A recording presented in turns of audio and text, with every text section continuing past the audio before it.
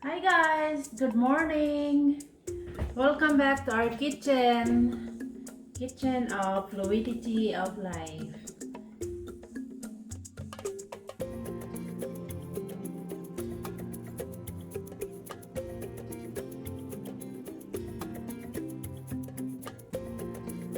Today, magluto tayo ng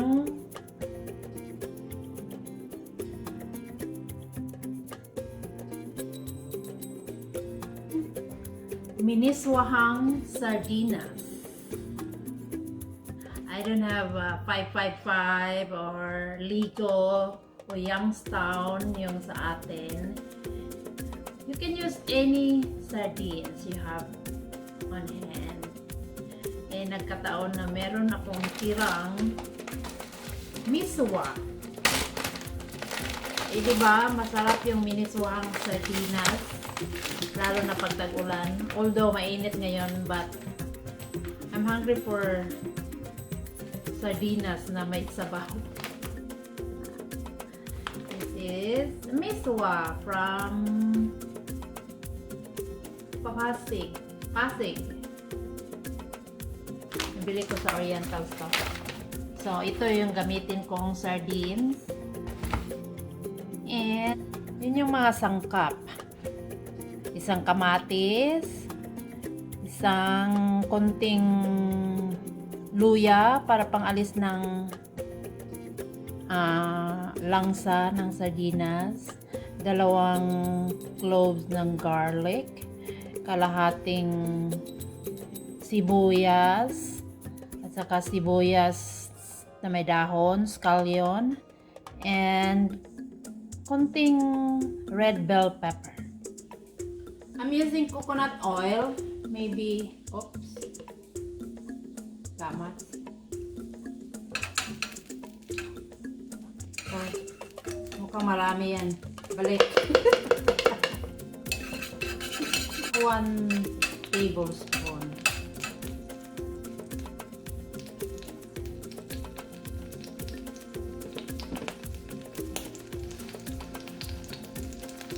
We'll start with the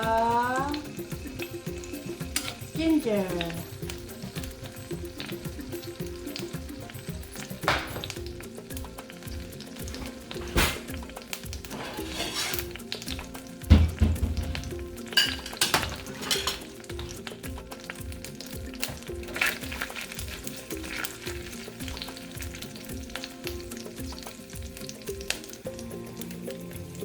Sabayin na natin garlic at saka onion.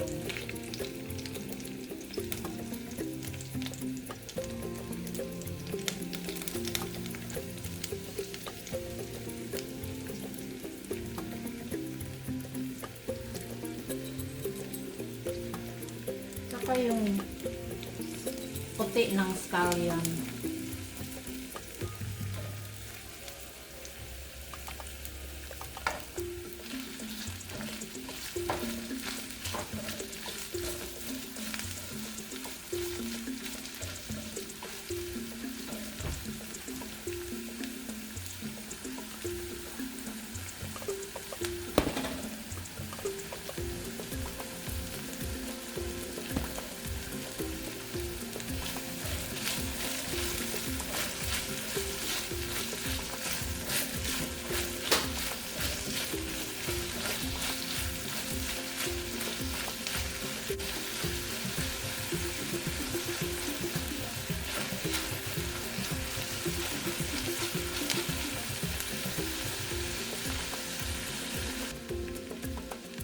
Now we can add the tomatoes and red bell pepper.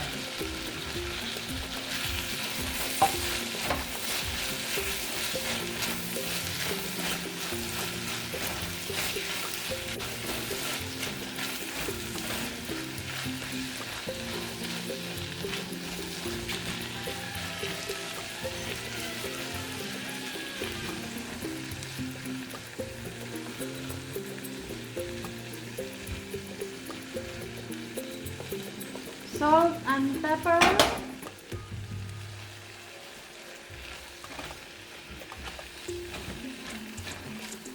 And the sardines.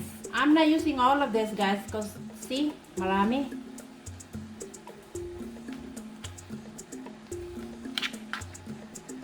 I'll save half for the next meal.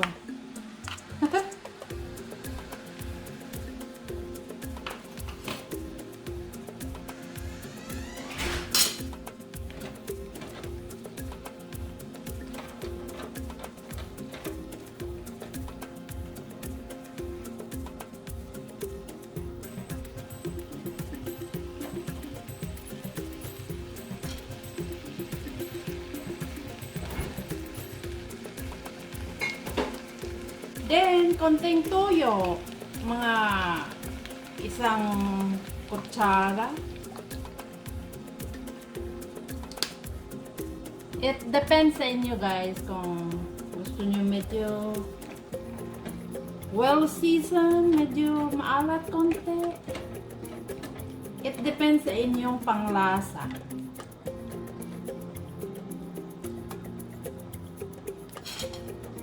So, pakuluin ko muna konti yan. Lutuin ko muna mga 2 minutes. And then, I can add liquid.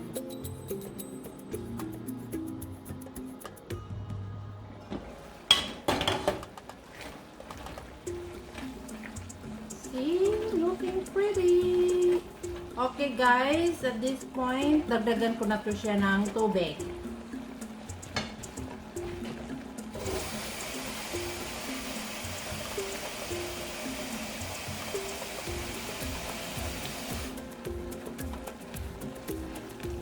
Gusto ko medyo masabaw at saka yung MISUA, they will tend to absorb most of the liquid. So, pwede na yan. Konti pa. Then, bring this to a boil, and once it boils, lagay na natin yung MISUA natin.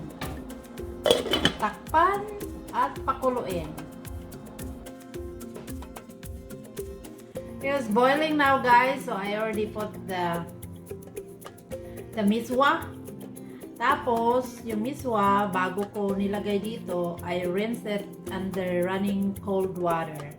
Kasi minsan may mga itim-itim. Napadami yata ang sabaw. Okay lang to, guys, kasi mahilig din naman ako sa sabaw. Alam mo na yung tayong mga Pinoy, mahilig sa sabaw. Diba, sa atin, pag tanghalian, kailangan talaga may sabaw. Alam mo na, alaala ko, sa agahan, talagang may sikwate. Kasi lumaki ako sa lolo ko. Sa agahan, may sikwate at saka itlog. Either ang itlog, tortilla, na hinaluan ng ujak sa Bisaya, yung shrimp paste, or ampalaya. Tapos, sa tanghalian, meron talaga yung sabaw. Kahit ano na lang, basta may sabaw. Tapos, hapunan, medyo light lang. Minsan, itlog nga lang eh. Or kanin at saka inununan or paksiw na isda. Yun ang aking mga pagkain kinalakhan. By the way, I'm Bisaya, guys. Kaya yung Tagalog ko medyo matigas.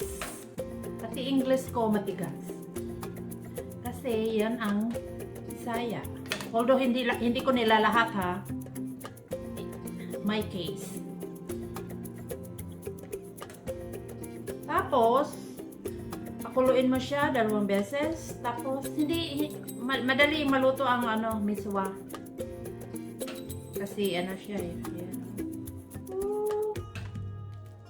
Akala ko maraming sabaw, hindi pala. Kunti lang yung ginamit kong MISUA, pero see?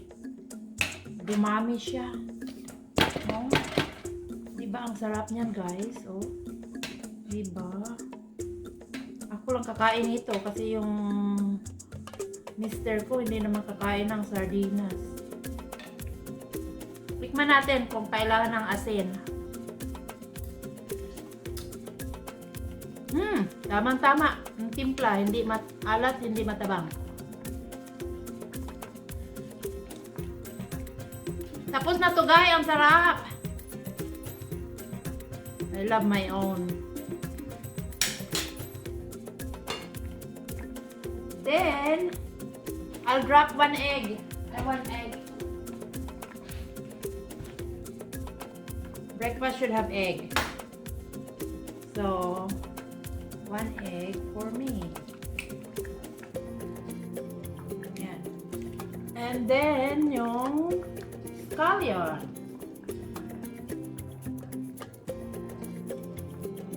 Here you go, guys. Tapos na yan. Kain na tayo. Look at that, guys.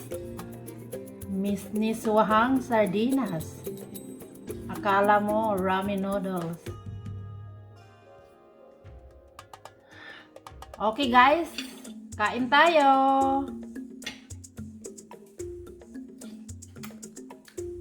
Sarap.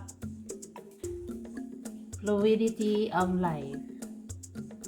Bye. Have a great day.